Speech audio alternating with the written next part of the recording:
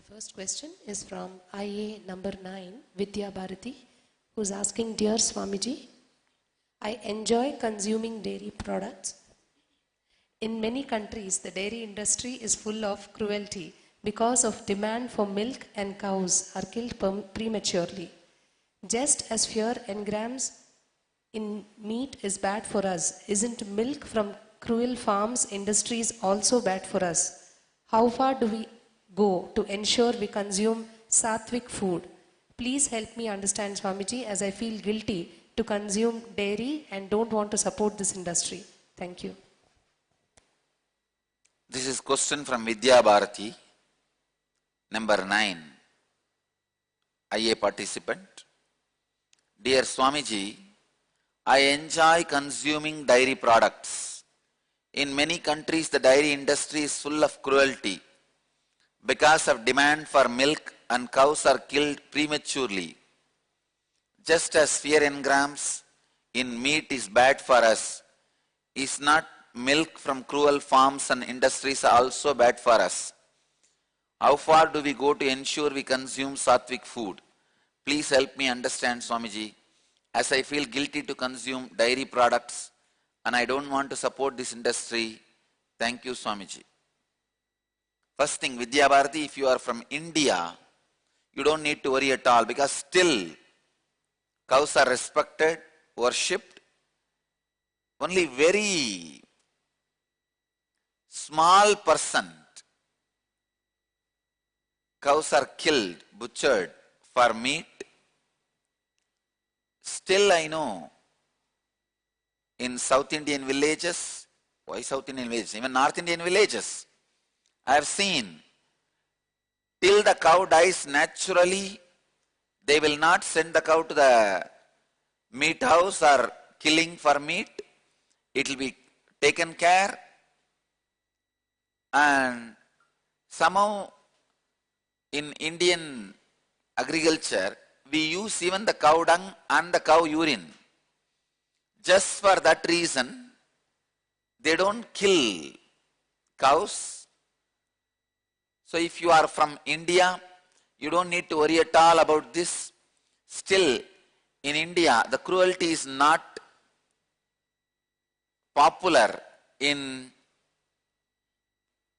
dairy farms, or I can say that 99% in India cruelty does not exist, especially cows concern, because cow is considered very sacred for the Hindus.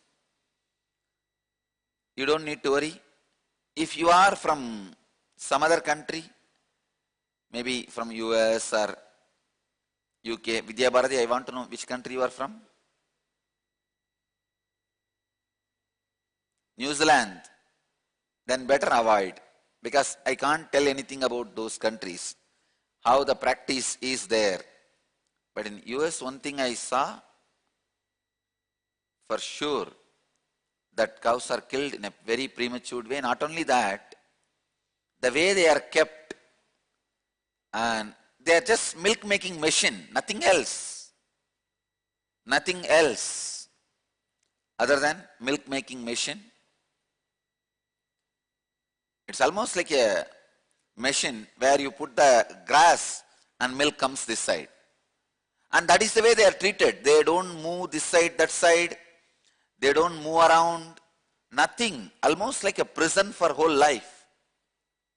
They are there. Just eat the grass, give the milk, and get killed for meat.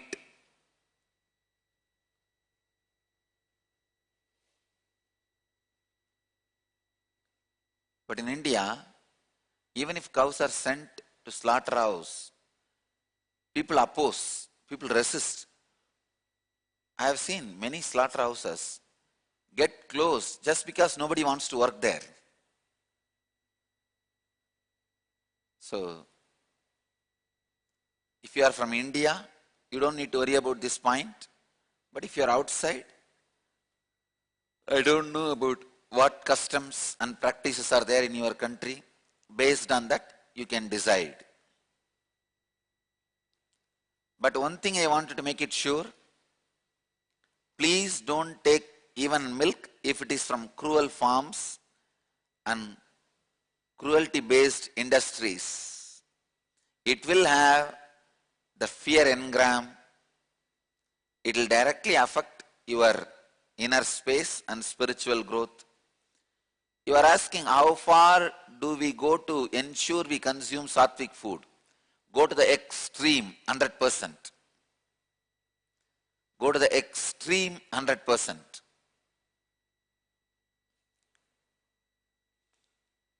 Next question. The next question is from ID card number 75, Binoy Joseph. He's asking, Swamiji, I understand unclutching and living an enlightened human life. But what is the ultimate after death? We will lose all identity and merge. Will we lose all identity and merge with cosmic energy? I don't understand this state. It looks worthless and meaningless now. Please help. Then what is rebirth? Will we carry forward our old identity? Binoy Joseph, ID card number 75. This question from Vinay Joseph. Swamiji, I understand unclutching and living an enlightened human life. But what is the ultimate after death? Will we lose all identity and merge with cosmic energy? I don't understand this state. It looks worthless and meaningless now. Please help. Then what is rebirth? Will we carry forward our old identity? Binay, first few things you need to understand. The word you are asking, will we lose all identity and merge with cosmic energy? You have a wrong idea about it. Actually, I'll put it in this way, you will be able to understand. Now you have one body. You are living and enjoying through one body. Suddenly if you have 10 bodies and you can be in 10 places at a time, drink what do you want to drink, eat what do you want to eat, sleep with whoever want, okay, you want to with, and at a time, in 10 places you can be enjoying. How it will feel? You can plan and execute whatever you want through 10 bodies. How it will feel? Enlightenment is exactly the same thing. Having billions of bodies and living through all those bodies. Enjoying through all those bodies. Beautifully Upanishad describes Purusha Suktam. A Vedic chant describes Sahasra Sirisha Purushaha Sahasraksha Sahasrabat Sabhumim Visvado Vrutva Atyadishtad Dasangulam. Means with thousands of heads, thousands of hands, thousands of feet and thousands of bodies, I enjoy the existence. Understand? You are saying it looks worthless and meaningless now because you don't understand it completely. You don't grasp it completely. You are asking, what is rebirth? See, let me define this whole problem once for all. If you live, the consciousness which perceives you more than this body, after you leave this body, you will live more number of bodies than one body. If you perceive yourself smaller than this body, means feeling suffocated, depressed, shrinking, that too small. If you feel after leaving this body, you will go to the lower level bodies and carry not only the same old identity, the identity which makes you more and more suffocating and suffering. Please understand, once you have the shrinking identity, don't think you can be stable. It will take you to the worst and worst and worst suffering and problems. If your identity is becoming worst and worst, deeper and deeper, it creates tremendous suffering in you.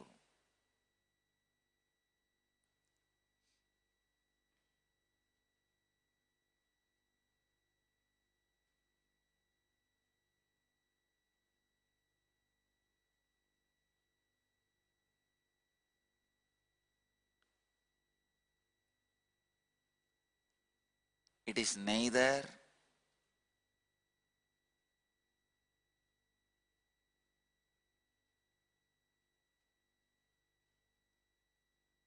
your actions nor your identity decides about rebirth.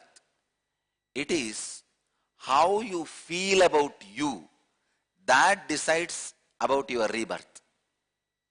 While you are living, what you feel about you, how you experience you, that decides about the rebirth.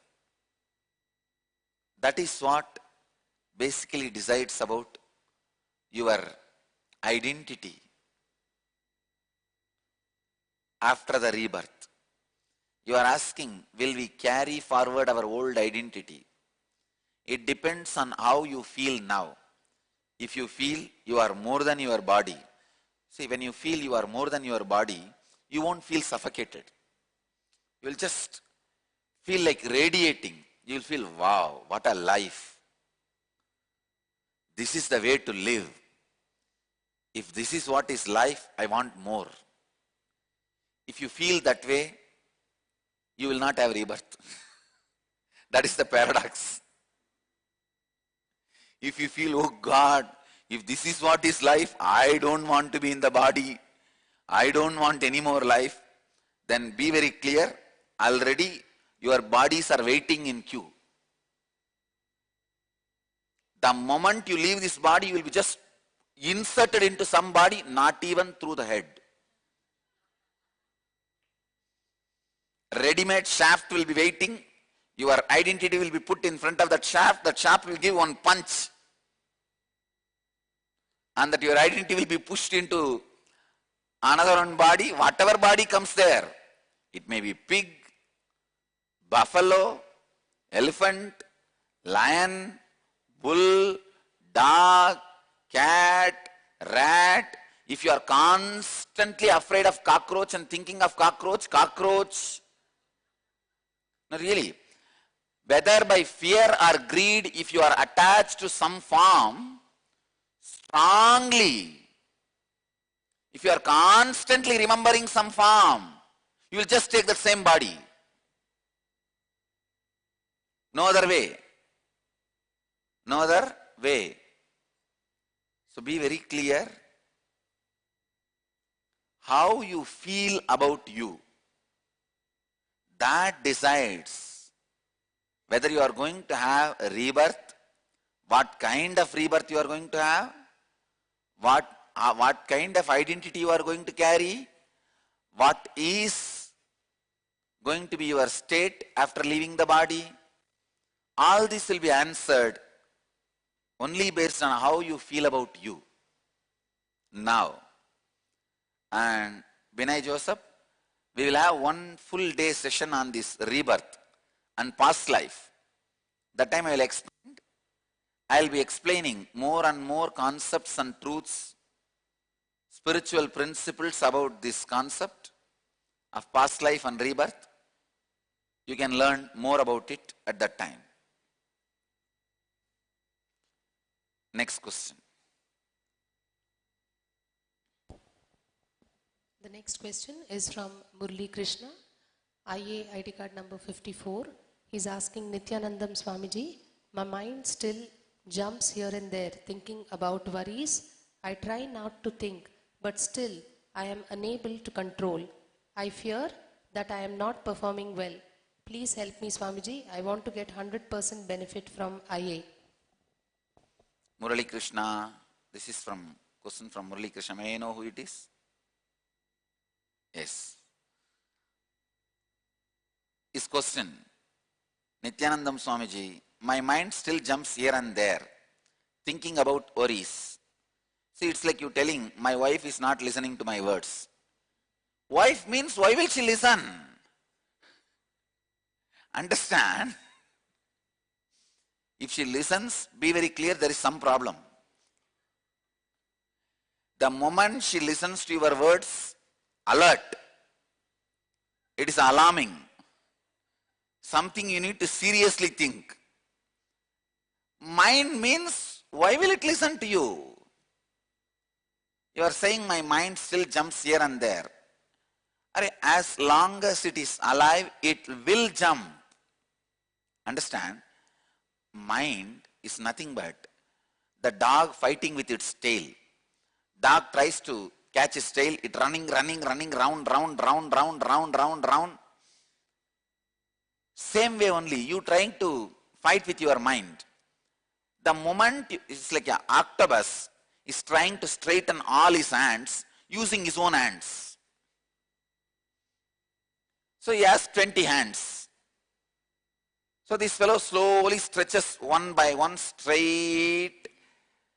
By the effort of trying to stretch it hand itself, his other hands are folded. Don't you see? He has 20 hands. He is trying to stretch 20 hands. Of course, he can't stretch 20 hands at a time. Only 10 he can stretch by using the other 10. Even if he is stretching the 10 straight, the other 10 which are working on this 10 is bent. That is exactly the situation you are in. Only when the octopus dies, all will be straight, frozen. And I can give you one small clip. Dog trying to catch its own tail. Please see this clip. Start now.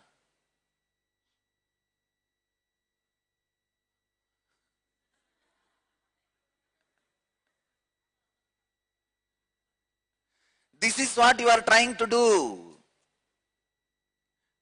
And that poor fellow doesn't have tail also. His tail is imaginary tail. That is the way many of your problems are imaginary problems. See?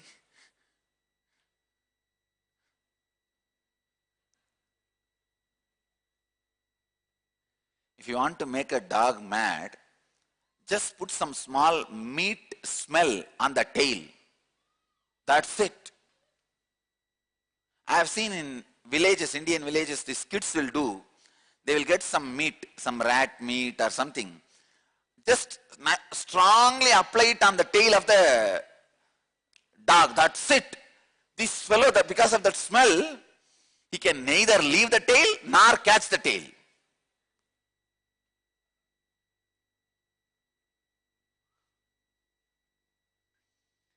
The meat smell on the tail is what is your pleasure. All pleasures behind which you are running is nothing but the meat smell on the dog's tail. I tell you, everything.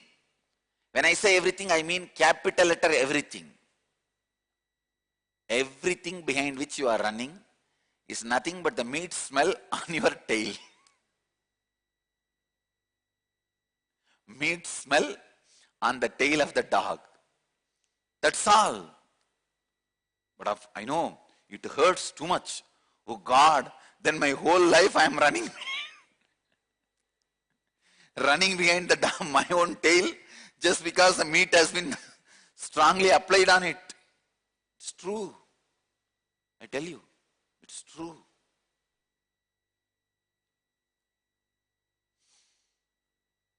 So mind jumping here and there, thinking about worries, is nature. I try not to think, but still I am unable to control.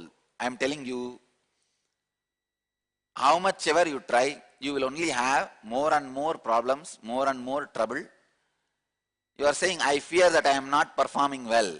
Don't worry at all. See, whatever you can do, there are some things you can do. When I say, inhale through left nostril, that you can do.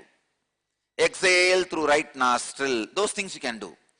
Whatever you can do, do it. That's enough. Remaining things, my responsibility. Understand? Only when you don't do whatever you can do, then I can't do anything. There are many things, you be honest and authentic to your capacity. That's enough for me. Nothing more is required. You just be authentic to your capacity. Else, I'll take care. Understand? Guru is a person who designs and develops a technology which can take you from where you are to where you should be. I cannot miss where you are and go on talking about where you should be. Same way, I cannot just be stuck where you are without talking about where you should be. I should be a bridge between where you are and where you should be. Understand?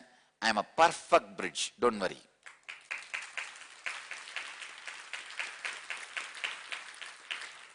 Even if you think I am the last man on the planet Earth, may get enlightened if at all. If you think there is no other person behind me in the queue, I am the last possibility. Even then, I will be a bridge for you. Don't worry. So, you just do what you can do.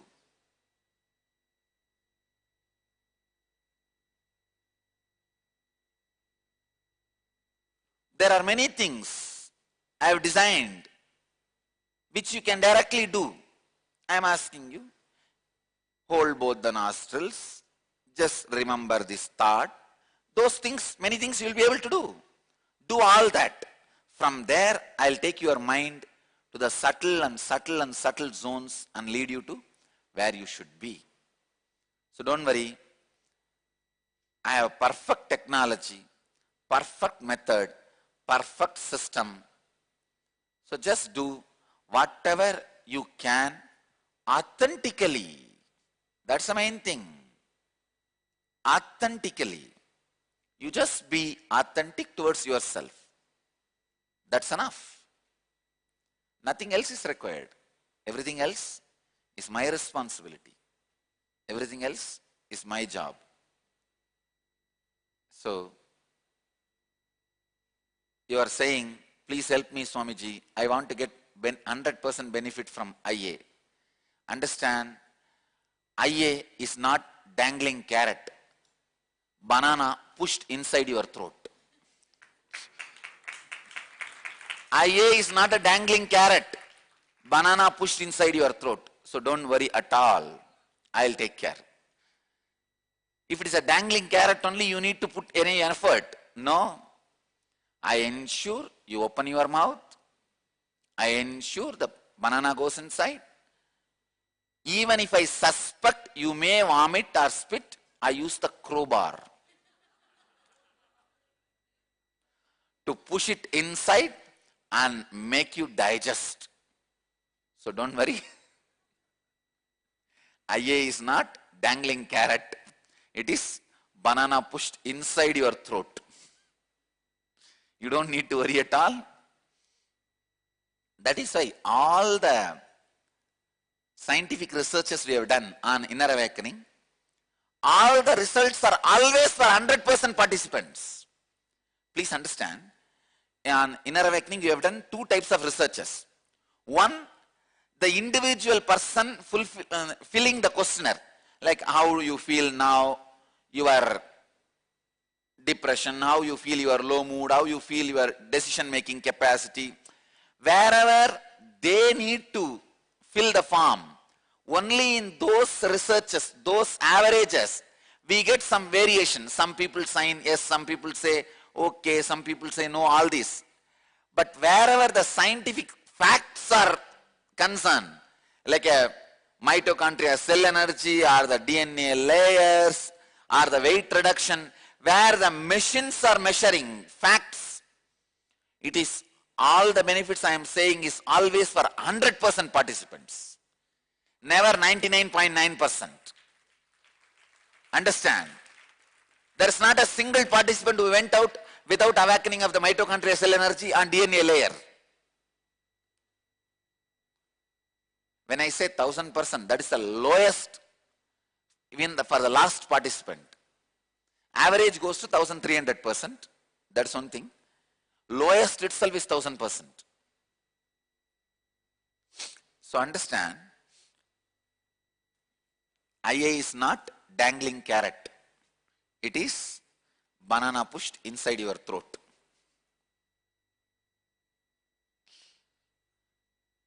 For special attention needed people, it is banana juice.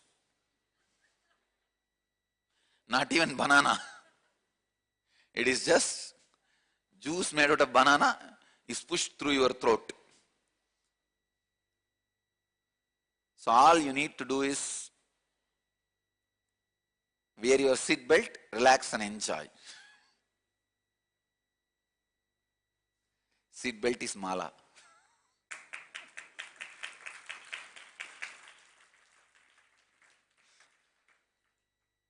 Next question. The next question is from Daniel, IA card number 26, who's asking, Dear Swamiji, I need your help. When I have to take a decision, sometimes a lot of options appear at the same time, so I get paralyzed. What do I do to get clarity?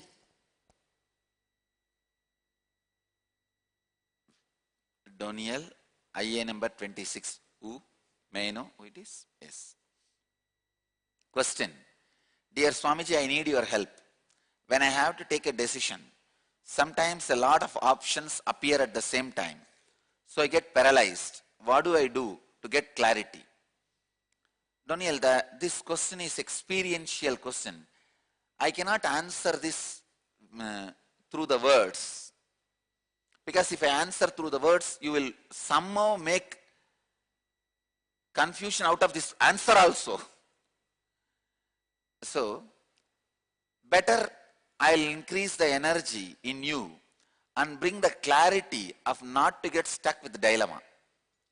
That's the best thing I can do to solve this problem. Then answering it verbally. Verbally or logically, it can never be answered.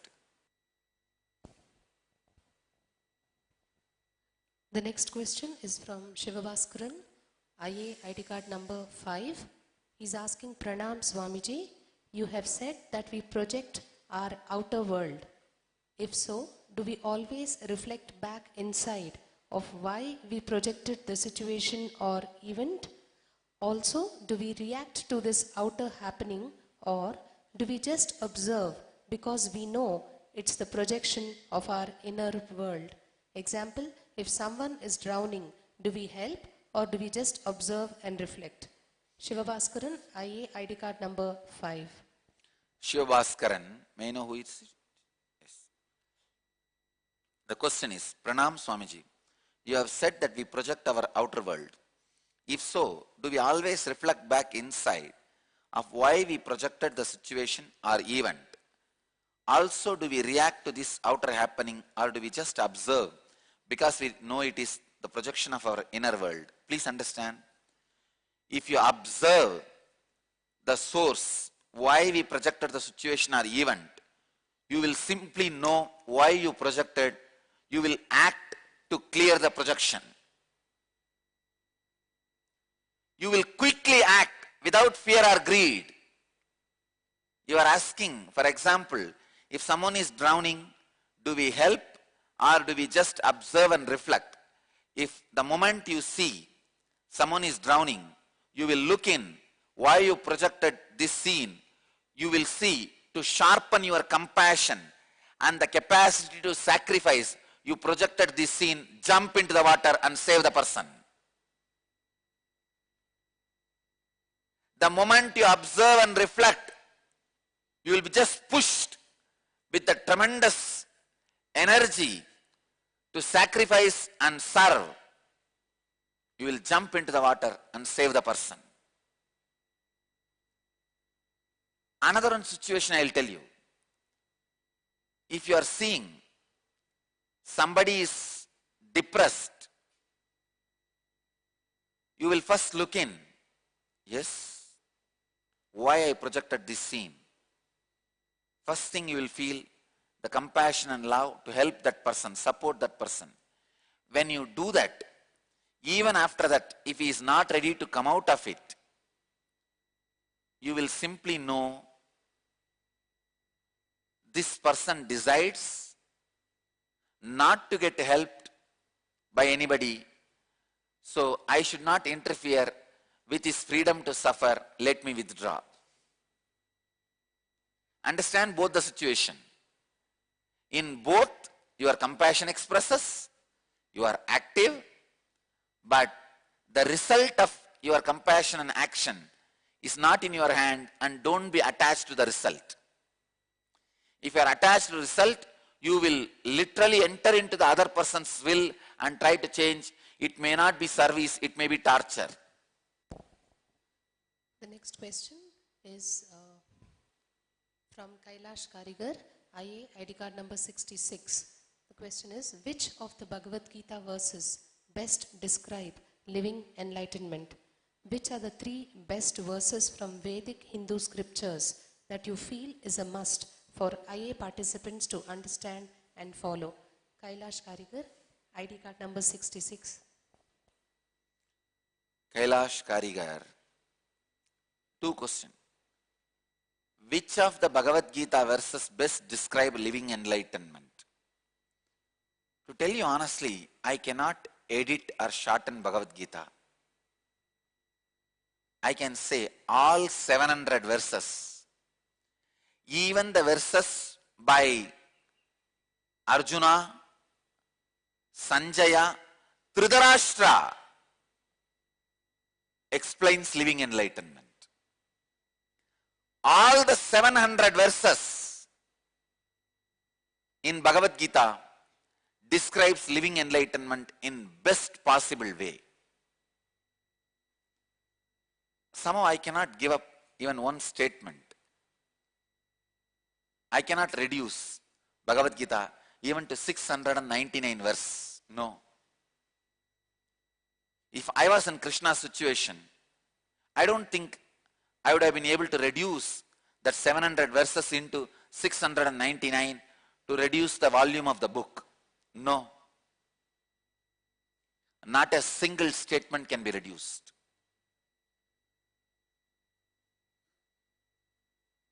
Everything which can't be avoided only is said in Bhagavad Gita. I cannot avoid a single line. Kailash Karigar, don't try to reduce your work. Please read all 700 slokas. Please read, understand, internalize all 700 slokas. I can answer your second question. You are asking which are the 3 best verses from Vedic Hindu scriptures that you feel is a must for IA participants to understand and follow. First line, Shraddha Vivecha from Kathopanishad. When Nachiketa, hero of the Kathopanishad, decides to start his journey to the ultimate, to the Yama's abode, it is symbolic, means he is ready to even die for his quest for the ultimate truth. Quest for the truth. When he started his journey towards the truth, beautifully the Upanishad describes, he was possessed by authenticity. Shraddha Vivecha.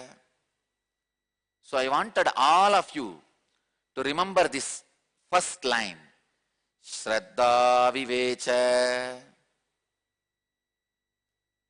Being possessed by authenticity. Anything you do, be possessed by authenticity. In your action, in your words, in your thinking. If you give a word, die for it. To keep that word live, give your life for it. Your words are your life.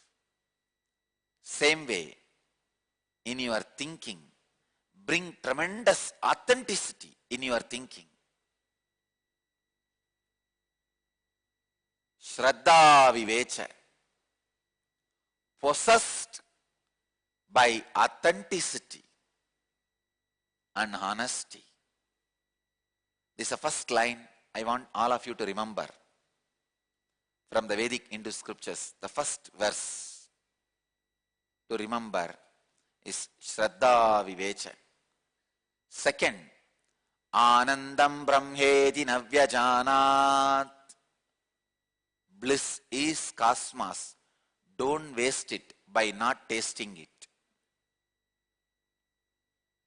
Bliss is cosmos. Don't waste it by not living it. Bliss is your birthright. Don't waste your birth by not claiming your right. Understand? First, Shraddha Vivecha. Being possessed by authenticity and honesty. Throughout this program, be possessed by authenticity and honesty. You will see it becomes your reality, your life. You are out of all the sufferings and you are in highest possible consciousness. Second word, Anandam Brahmeti Navyajanat. This is from Taittiriya Upanishad. Bliss is cosmos. Don't waste your life without enjoying it. Don't waste the bliss without living it. Bliss is your birthright. Don't waste it without living it. Third, it may not be directly from the Vedic Hindu scripture, but from the Vedic Hindu spirit, the essence of Vedic Hindu spirit. This time, because this scripture need to reach out to billions of people, it has happened in the language used by billions of people in English. The word is, the verse is, be unclutched. Understand? One from Kathopanishad, one from Taittiriya Upanishad, one from Nithyananda Upanishad.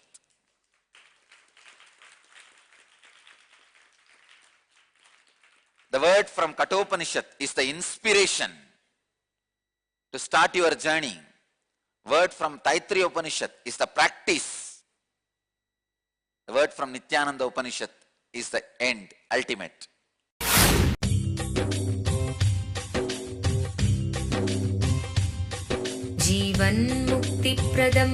Paramahamsa Nithyananda, a rare living incarnation, is named among the world's 100 most spiritually influential personalities today. Paramahamsa Nithyananda has been placed alongside Dalai Lama, Nelson Mandela, Oprah Winfrey, Paulo Coelho and others by Mind, Body, Spirit, the world's top esoteric magazine from Watkins, London's oldest and largest bookstore. A yogi by birth, he has been expressing his power of enlightenment since birth.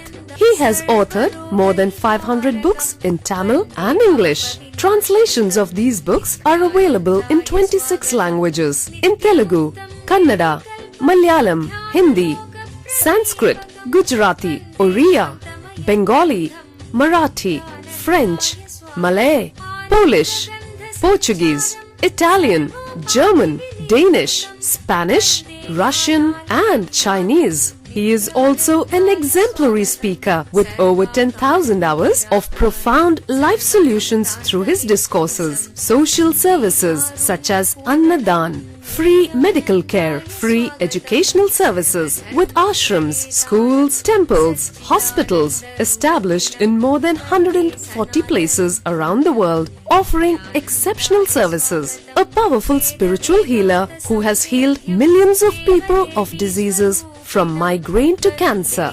A Kriya Yogi who has formulated Kriyas for physical health and mental well-being, benefiting thousands. A living master who offers practical solutions for our everyday problems. He is the founder and spiritual head of Nithyananda Dhyanapeetham, a spiritual powerhouse who has revived the sacred Vedic tradition by establishing Vedic temples in places like Los Angeles, San Jose, Seattle, Toronto, Ohio, Oklahoma, Phoenix, St. Louis, Malaysia, Brazil, Paris, Guadeloupe, Dallas, New York, New Jersey, Atlanta, Calgary, Vancouver, Singapore, and places in India like Bengaluru, Hyderabad, Tiruvannamalai. a spiritual guru for 10 million followers, an incarnation who transmits the highest spiritual energy through initiation, a contemporary yogi who has revived the Vedic science of yoga worldwide through thousands of yoga centers, an adept in Ashtamahasiddhis, mystical yogic powers, who has effortlessly awakened the Kundalini of thousands and graced them with spiritual powers, a dynamic young guru who is an inspiration for thousands of youngsters, India's most watched spiritual guru online, a beacon of spiritual light who has triumphed over the forces of religious terrorism and political persecution. Paramahamsa Nithyananda is an eternal Kalpataru, blessing the world with the boons of material abundance and spiritual enlightenment. Anandanubhavaswadam sarvaroganivarakam Vande Papa Vinashaktam Nityanandaya Swagatam Nityamuktam Nirvikalpam Dhyanaloka Pradipakam Vande Shantamayam Bandham Nityanandaya Swagatam Anandagandha Sancharam Sarvopadhi Vinirmuktam Vande Jnanalayam Natham Nityanandaya Swagatam. Let you all achieve, experience, live, express, radiate, share and explode in eternal bliss. Nithyananda. Nithyananda Dhyanapitham, Nithyananda Nagar off Mysore Road, Bidadi, Bangalore 562109. Contact 097422033311. www.nithyananda.org. www.youtube.com/Life Bliss Foundation.